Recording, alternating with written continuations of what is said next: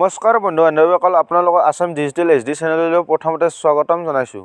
অতি সুখবৰ 2021 বৰ্ষত SSC MTSৰ ফালৰ পৰা 8000 পদ মুকলি হৈছে। এই পদকেইটাৰ কাৰণে এডুকেশ্যন কোৱালিফিকেশ্যন কি লাগিব বা কোন ষ্টেটত কিমান পদ আছে গোটেই এই ভিডিঅ'টোত আমি আলোচনা কৰিম। এতিয়া ভিডিঅ'টো আৰম্ভ কৰোঁ। SSC MTS ৰিক্ৰুটমেণ্ট 2021 সাব সিলেকশ্যন কমিশনৰ আণ্ডাৰত এই এক্সামটো পতা হ'ব। পোষ্ট নেম হ'ল multi tasking staff non technical staff. এইটো নন টেকনিকেল ষ্টাফৰ কাৰণে হৈছে। ইম্পৰ্টেণ্ট ডেটছ, ইয়াৰে অনলাইন আৰম্ভ হ'ব। ষ্টাৰ্টিং ডেট হ'ল 5 ফেব্ৰুৱাৰী 2021 আৰু লাষ্ট ডেট হ'ব 18 মাৰ্চ 2021। ইয়াতে এই পদকেইটাৰ কাৰণে অনলাইন কৰিব লাগে হ'লে ফিজ দিব লাগিব। জেনেৰেল আৰু OBCৰ কাৰণে 100 টকা, ST SC PWD all category ফিমেলছৰ বাবে 1 টকা নালাগে। পে'মেণ্টৰ লাষ্ট ডেট দিয়া আছে 18 মাৰ্চ 2021।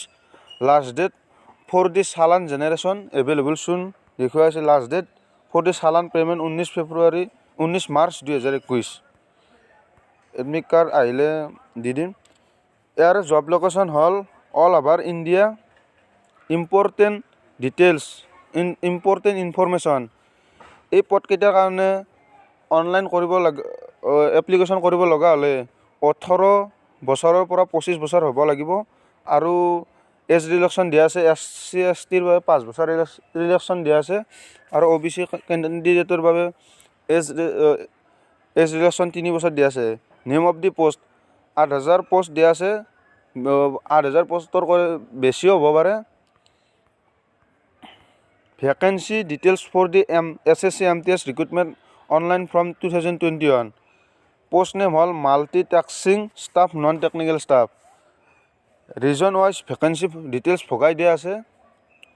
জেনেৰেল ৰিজনৰ বাবে 910টা, ইষ্টাৰ্ণ ৰিজনৰ বাবে 856টা, কৰ্ণাটক ৰিজনৰ বাবে কৰ্ণাটক কেৰেলা ৰিজনৰ বাবে 132টা, মধ্যপ্ৰদেশ ৰিজনৰ বাবে 83টা, নৰ্থ ইষ্টাৰ্ণ ৰিজনৰ বাবে 180টা, নৰ্থেন ৰিজনৰ বাবে 1534টা, নৰ্থ ৱেষ্টাৰ্ণ ৰিজনৰ বাবে 51টা, চাউথ ইষ্টাৰ্ণ ৰিজনৰ বাবে 276টা, ইষ্টাৰ্ণ ৰিজনৰ বাবে 1395টা। এই পদকেইটাৰ কাৰণে দৰমহা নিৰ্ধাৰণ কৰা হৈছে 5200 পৰা 20200। এই পদকেইটাৰ কাৰণে এডুকেশ্যন কোৱালিফিকেশ্যন লাগিব।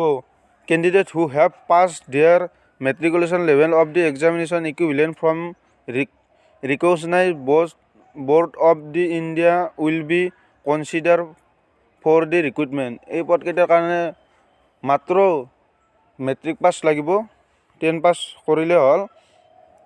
আৰু 5 তাৰিখৰ পৰা অফিচিয়েল ৱেবছাইটত লিংক খোলা যাব, আপোনালোকে এপ্লাই কৰিব লাগিব।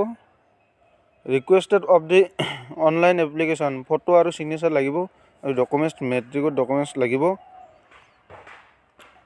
এইখিনিয়ে।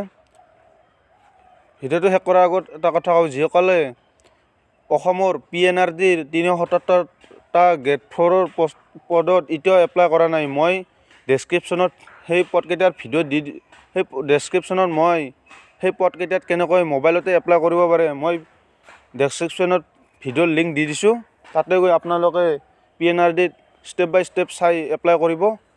এনেধৰণৰ নতুন নতুন চাকৰি লেটেষ্ট নিউজ জানিবলৈ মোৰ চেনেলটো ছাবস্ক্ৰাইব কৰক আৰু কাষত থকা বেল আইকনটো বজাই দিব।